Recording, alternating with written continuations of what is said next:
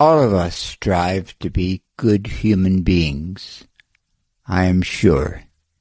And whether we believe in the concept of evil or not, we know that we have free will and we're forced to make choices in life. Whether we should do something or we should not do something really depends on our education, on the way we see the world, and ultimately on our family help, right? Our parents guide us in life. This becomes an important concept. Dante, in the Divine Comedy, actually did something I thought was rather interesting. He broke hell itself, down into 9 levels. We start with limbo. We descend to lust, gluttony, greed, wrath, heresy, violence, fraud, treachery. And I would like to add one more, Auschwitz.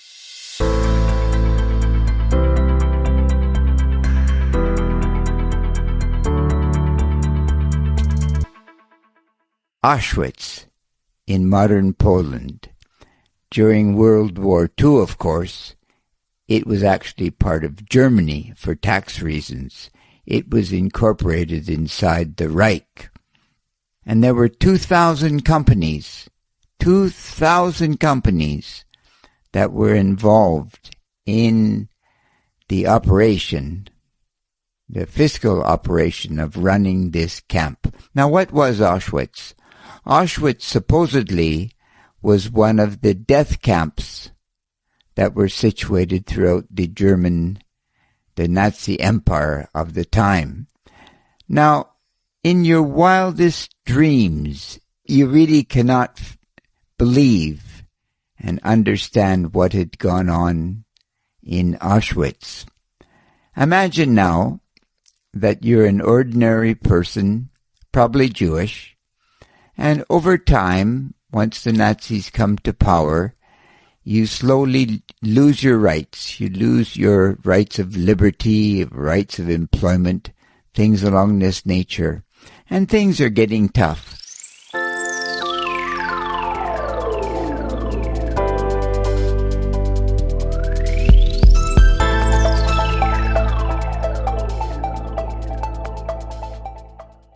And then they tell you, but wait, we're going to resettle you in another place far away from here, and you can start a life once again.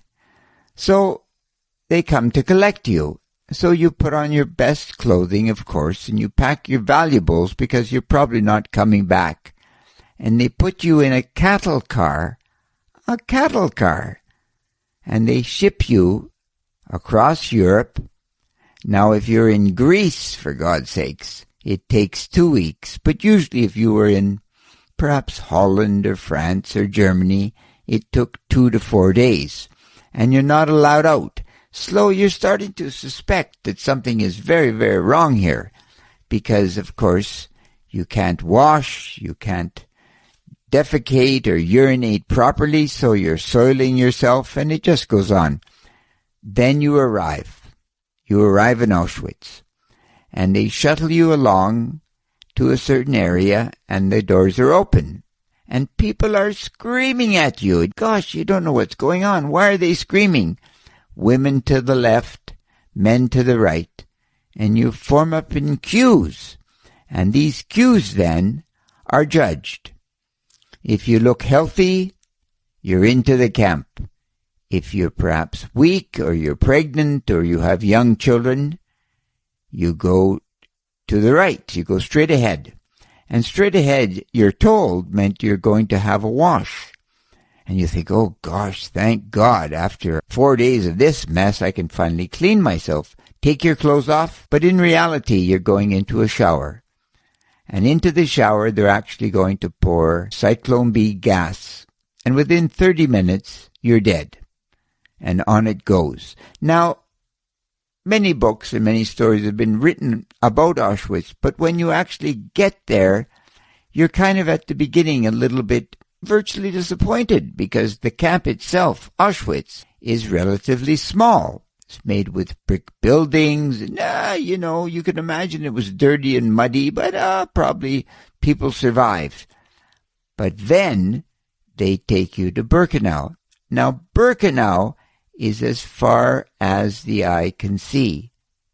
And it was supposedly getting bigger. And there are hundreds of thousands of people housed here at one point in history. And the job was, essentially, with these 2,000 companies, of which you were a slave laborer in, was to ensure that you lived at least 3 to 6 months. And then you died, and you were replaced by new people. But in your wildest dreams, you can't really imagine that this is possible. And there were over 8,000 guards that were in this camp.